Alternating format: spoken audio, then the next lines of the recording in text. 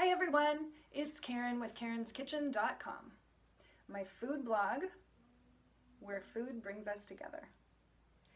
So I'm not doing recipes, I am not doing complicated things, I am also not advocating one particular diet, no.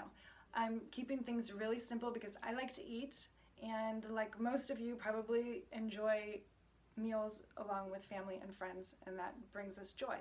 So what am I doing in this food blog? I'm just talking about practical things that we can do when it comes to grocery shopping, when it comes to preparing things, and also expanding our palates and thinking about why we want to eat certain things and why we want to combine certain things.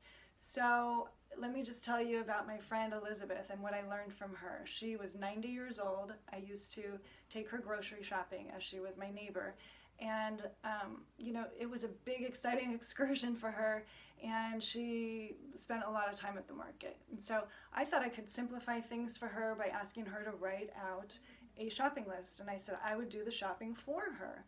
But she just said that was out of the question. Why? She said, I have to go there. I have to look around. I have to see what they have. You know, at the time I scratched my head, I just didn't understand. But as the years went on, I have adopted that same methodology because I want to go there and look around too. I want to inspect the produce that I want to buy. And if I go there with the list, you know, those things that I have in mind for certain meals, they might not look good. They might not be affordable. And so I'm going to go shopping with an open mind.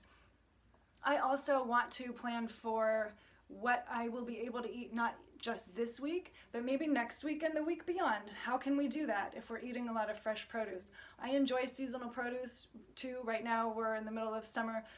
Tomatoes are in full swing. We have these beautiful nectarines that I got last week. We all enjoy salads. But I know that those are all very perishable things that I'm going to eat in week 1.